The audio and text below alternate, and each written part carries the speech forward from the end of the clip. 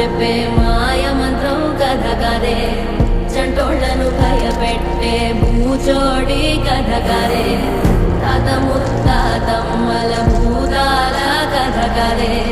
విక్రమాదిత్యుడు చెప్పిన వేదాళుడి కథ కదే, దీపము నుండి బియ్యం వచ్చే అల్లావుద్దీన్ కథ కదే, ఇది ముడత చర్మం ముసలి చెప్పే కథ లాంటి నిజమే.